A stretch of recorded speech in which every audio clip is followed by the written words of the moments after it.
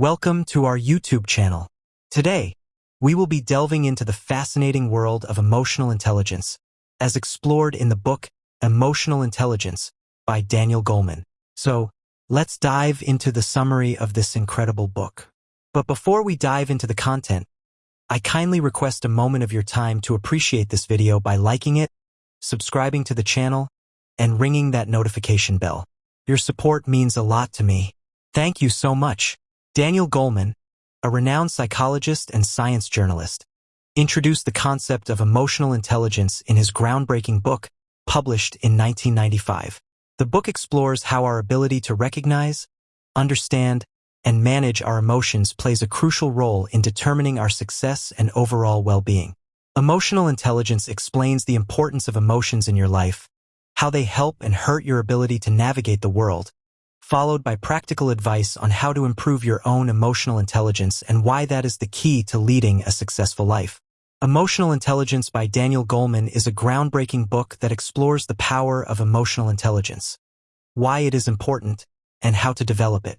It offers practical tips for improving self-awareness, managing emotions, and building strong relationships.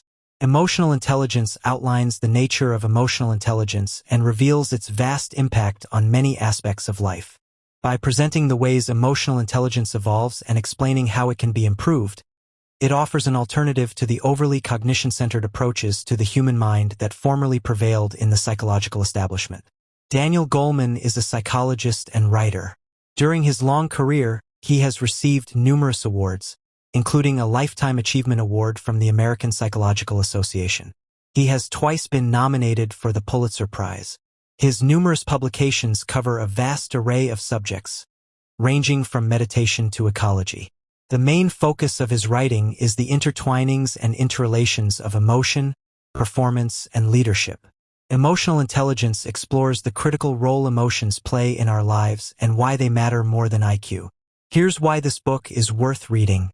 It provides a practical roadmap for understanding and managing emotions, helping readers navigate relationships and improve overall well-being. This book combines scientific research, case studies, and personal stories, making it an informative and compelling read. With its insightful examination of emotional intelligence in various domains, the book keeps readers engaged and offers valuable insights into self-improvement. Here is a sentence showcasing the greatness of a quote of this book. Emotional self-control, delaying gratification and stifling impulsiveness, underlies accomplishment of every sort. Daniel Goleman. Those are the individuals who truly deserve to immerse themselves in this extraordinary book. Anyone who is unsatisfied by more traditional measurements of intelligence. Anyone who wonders if IQ determines success. Anyone who is striving to live up to their own abilities. The 31-year-old manager who wants to be a leader in his organization.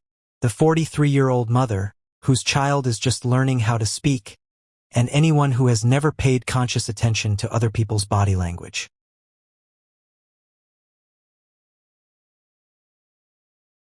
Though Focus is the book by Daniel Goleman that first sparked my attention, Emotional Intelligence, or EQ, is actually far more popular. His masterpiece has sold over 5 million copies worldwide and has been translated into 40 languages.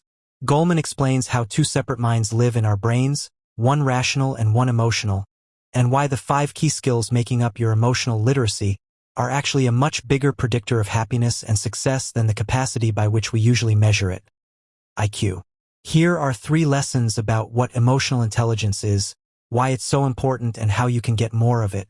Emotional intelligence rests on self-awareness and self-regulation. A high EQ makes you healthier and more successful. You can boost your EQ by mirroring other people's body language and thinking optimistically. Ready for an emotional education? The class is now in session. Lesson 1. Emotional intelligence depends on your ability to be self-aware and self-regulate. There are 2 parts to being emotionally intelligent. One is being emotionally self-aware. It simply means that you're able to recognize and label your feelings. For example, when children learn to speak, they usually need to be given the vocabulary first, so if your son is angry because you're not letting him have candy before dinner, he'll know he feels bad, but can't tell you what exactly it is until you tell him that what he's feeling is anger. The The second part of the EQ equation is emotional self-regulation. As an adult, being able to look at your emotions on a meta level, thanks to mindfulness, learned from meditation or other self-awareness exercises, is crucial in choosing how to react to your feelings, or if you should react at all. For example, when you sit in your office and hear a sudden, loud bang, like the sound of an explosion, your emotional processing center will perceive it as a threat and put your body in alert mode. But when your rational brain double-checks and sees there's no actual threat there, it calms you down again so you can get back on track to what you were doing. Both of these qualities rely heavily on the neural connections between your rational and emotional brain, which, if severed, can cause serious problems. Lesson 2. If you have a high EQ, you're more likely to be successful and healthy. IQ, the level of your intelligence, is usually what we think determines success. But Goleman's research led him to believe that EQ, emotional intelligence, is just as, if not more important, to find happiness. For example, in the world of business and careers, students with higher levels of empathy seem to get better grades, even if their peers are just as smart. That's because they can better manage their feelings, for example being bored, but still doing their homework, and perform better in social settings, like knowing when to speak and when to be quiet in class. Similarly, as you might know from the famous marshmallow experiment, kids who can better discipline themselves at a young age tend to perform better later as well. Plus, managers who are socially skilled will have the power to persuade people when they need to and thus do a better job at leading people. Your health also highly depends on your EQ because the more you have of it, the better you are able to mitigate stress, which can prevent a lot, if not all, of the most prevalent diseases of our time. Lesson 3. You can boost your EQ by mirroring other people's body language and thinking optimistically.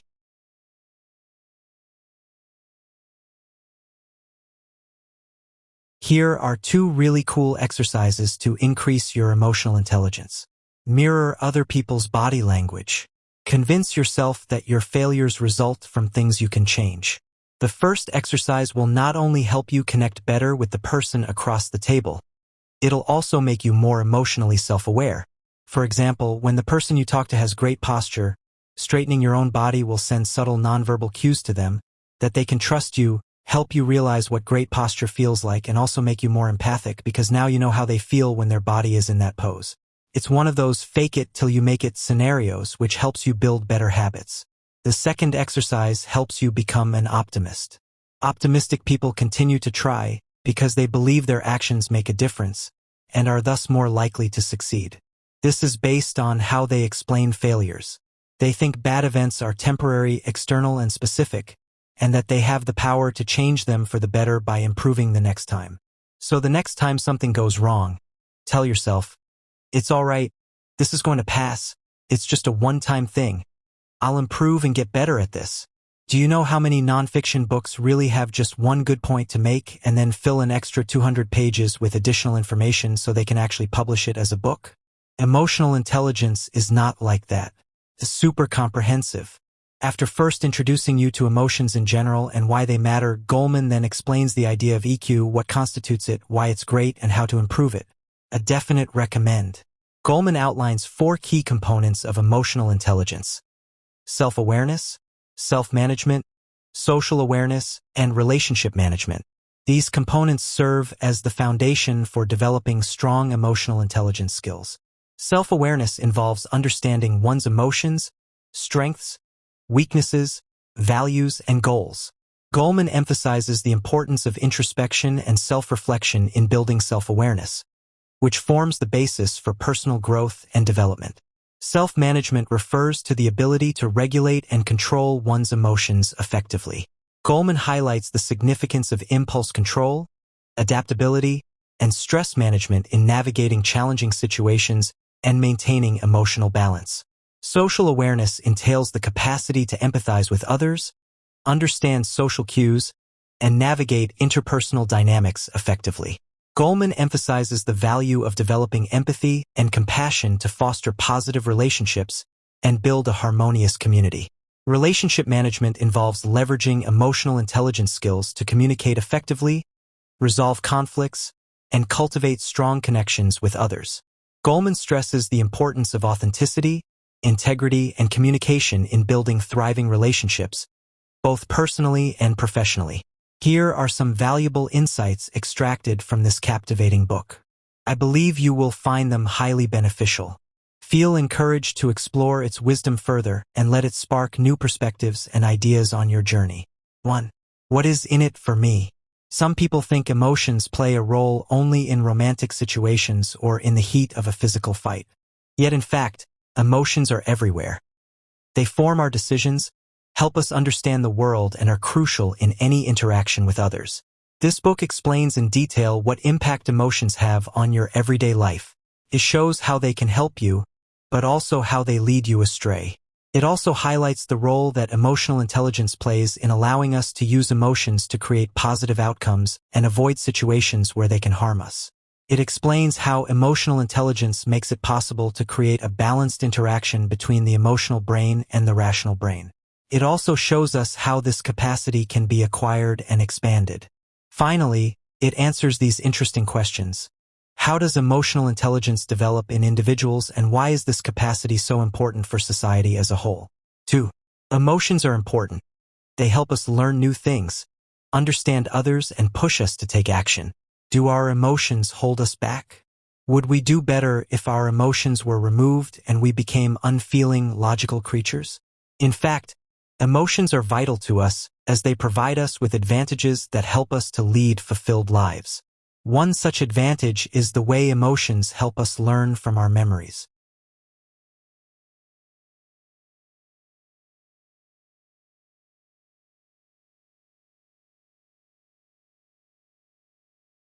When our brain stores experiences, it doesn't just collect facts. It also records our feelings, and these feelings help us to learn from our experiences. For example, if a little boy touches a hot stove, he will experience intense pain.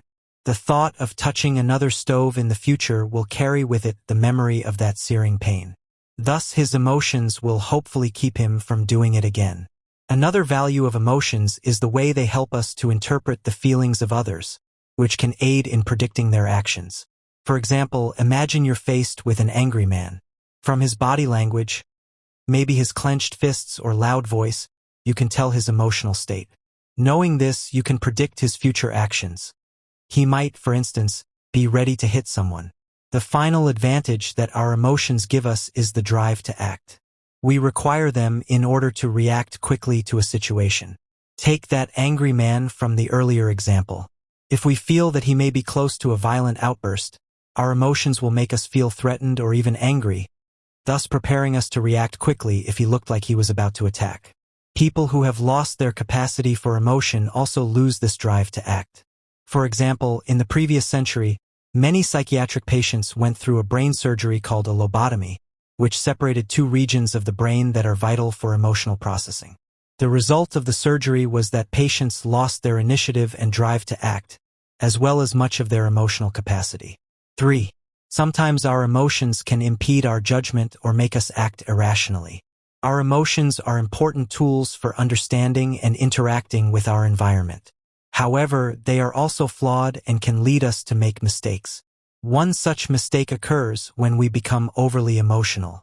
In order to make sound judgments, we need to think clearly. Like a juggler, our minds can handle only so many items at once.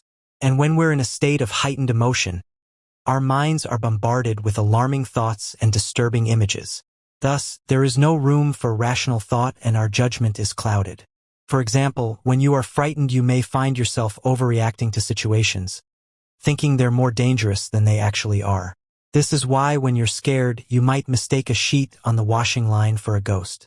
Another mistake caused by our emotions is when we act suddenly before we have the chance to judge a situation clearly. When information enters our brain, a fraction of it bypasses the region responsible for rational thought, the neocortex, and directly enters the emotional brain. If it perceives this information to be a threat to us, the emotional brain can trigger us to act suddenly, without consulting our thinking brain. This is why you may jump out of your skin when you're in a dark forest and you see a strange figure out of the corner of your eye. The final way our emotions can lead us to act irrationally is when we are affected by obsolete emotional responses. Our emotional mind reacts to situations in the present based on past experiences, even when the conditions have changed. For example, A boy who was physically bullied at school may grow up to be a strong man, but still feel threatened by his former bully.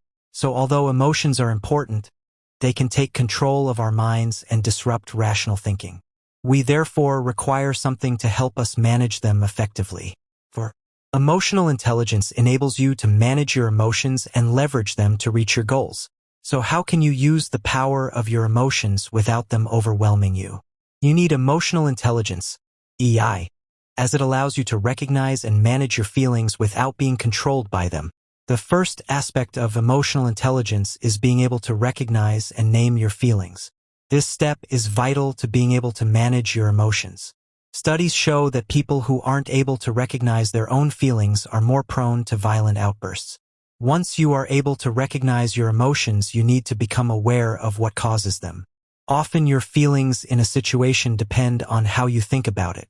For example, if a friend of yours passes you on the street and doesn't acknowledge you, you might immediately think that they're ignoring you on purpose. This may make you upset or even angry, but if you stop to think why he failed to acknowledge you, you might find other reasons that leave you less upset. The friend might, for example, not have seen you because they were lost in thought and weren't concentrating on their surroundings. When you begin to recognize and manage your feelings, emotional intelligence can help you concentrate on achieving certain goals. For example, imagine that you need to write a paper for university. You don't really like the subject matter and you'd much rather go to a film festival instead.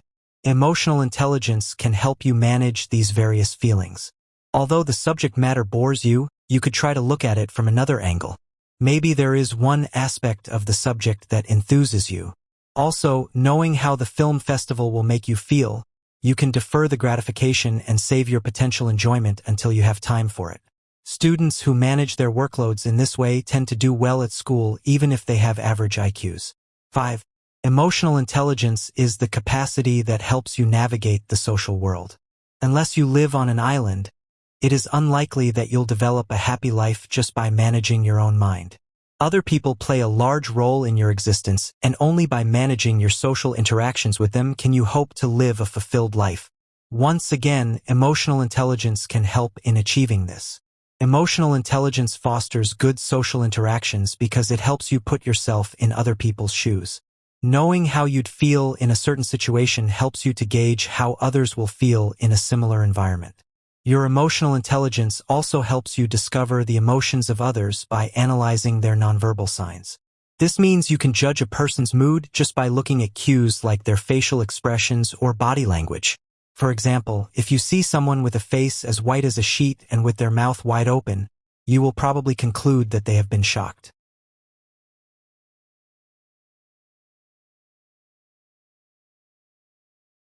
What's more, you'll probably identify such cues automatically, without any conscious effort.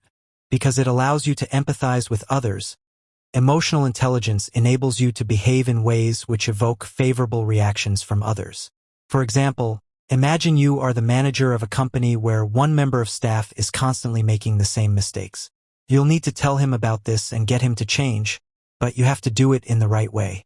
If you hurt his feelings, he may become angry or defensive, and less likely to make the changes you desire. If you empathize with him and imagine how he will feel, you can act in a way which makes him more willing to change. In general, people with emotional intelligence can develop social aptitudes such as the ability to teach others, resolve conflicts, or manage teams of staff. And these aptitudes help them to maintain relationships in the social environment. 6. Emotional intelligence requires a balance between the emotional feeling brain and the rational thinking brain. The way that we think and feel are intertwined. This is because the thinking brain, where we develop our rational thoughts, and the feeling brain, the birthplace of our emotions, are linked. They are connected by strong neuronal pathways. Our emotional intelligence is dependent on these connectors between the thinking and feeling brains, and any damage to these neural pathways can elicit emotional intelligence deficits. For example, a person whose emotional brain is severed from their thinking brain will stop experiencing feelings. Their deficiencies in this area will include a loss of emotional self-awareness, which is an important component of emotional intelligence. Evidence of this can be seen in lobotomized patients. After the connections between their two brains were severed, they lost their emotional capacity. Another example of the importance of the connections between our two brains is the thinking brain's role in correcting the workings of the feeling brain, a process essential for emotional self-regulation. Emotional self-regulation works in the following way. Stimuli, such as a sudden loud bang, will often send your emotional brain into overdrive. The feeling brain will automatically perceive the stimulus as a threat, and so it will respond by putting your body into a state of alert. We use our thinking brains to help regulate this process. After we hear the loud bang, and while our emotional brain is sending alarm bells ringing around the body, our thinking brain is checking the stimulus to see what threat is there. If it sees no danger, then it calms down both the feeling brain and the body, allowing you to think clearly again. This is why we aren't constantly overacting to every sudden noise we hear. If you break the link between the thinking and feeling brains, this process isn't possible. For example, patients with severe damage to the thinking brain have difficulty regulating their feelings. 7. Emotional intelligence makes you healthier and more successful. What is the key to leading a successful and fulfilled life?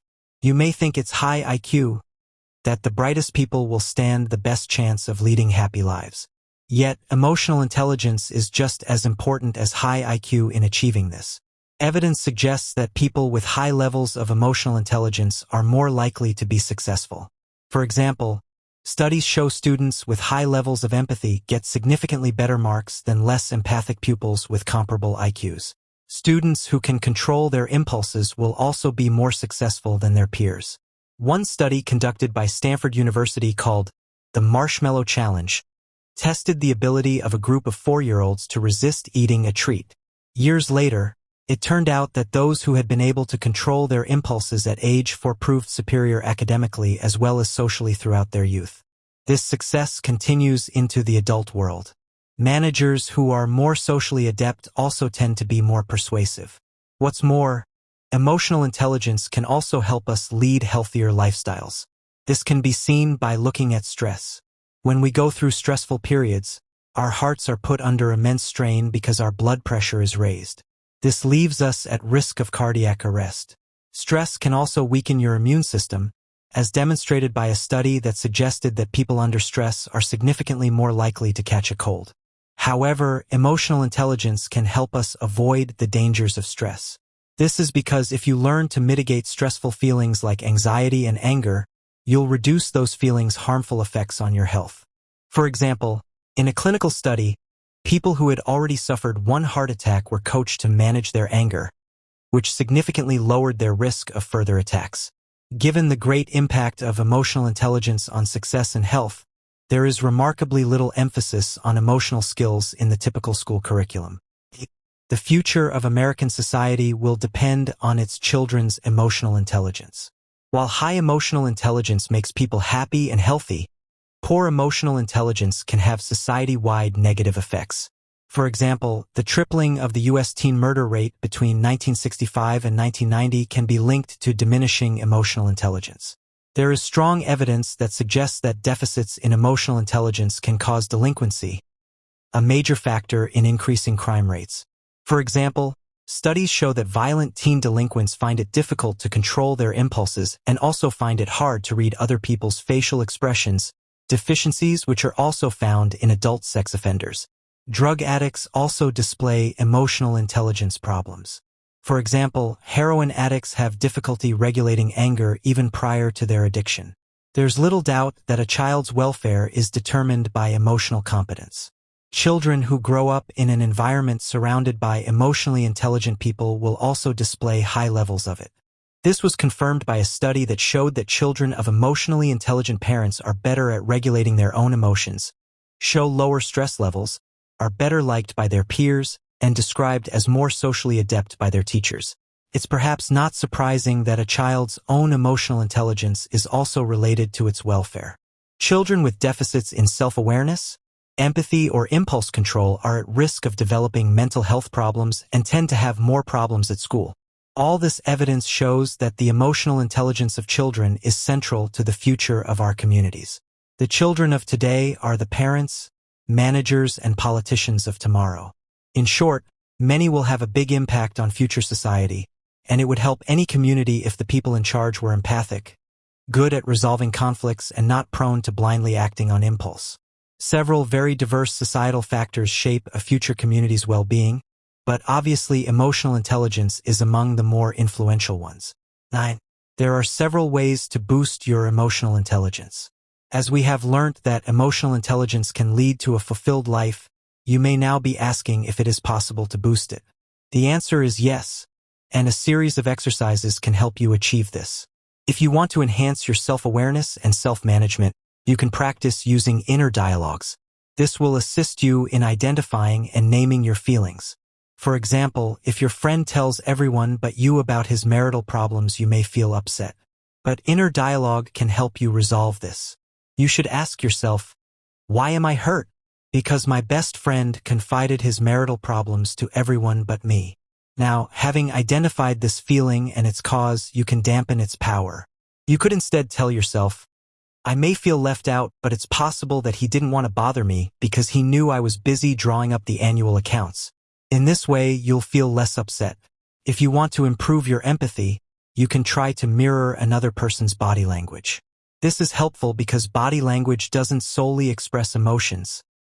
It also evokes them. So, for example, by mirroring another person's tense posture, you may induce tenseness in yourself. If you want to enhance your ability to self-motivate and think more positively, follow this advice. The way you explain your successes and failures has an impact on your ability to motivate yourself. To become self-motivated, start thinking like this. People who can convince themselves that failures are due to something they can change don't give up so easily. They continue to try because they believe that a successful outcome depends on their own actions. In contrast, those who attribute a setback to some permanent personal deficit are likely to give up soon. They are convinced that there is not much they can do about their success anyway. If you want to be successful, try to avoid this thought process. 10. You can use emotional intelligence in all kinds of settings, from the office to your love life. You may now know quite a bit about emotional intelligence. But you may also be asking yourself, how can I use this knowledge practically? Here is some advice that can help you use your emotional intelligence in your everyday life. The first piece of advice is, you can avoid misunderstandings in a relationship if you take into account the different ways that men and women deal with emotions. Typically, girls are raised to talk about their feelings and connect through intimate talk, while boys learn to minimize feelings that might make them appear vulnerable.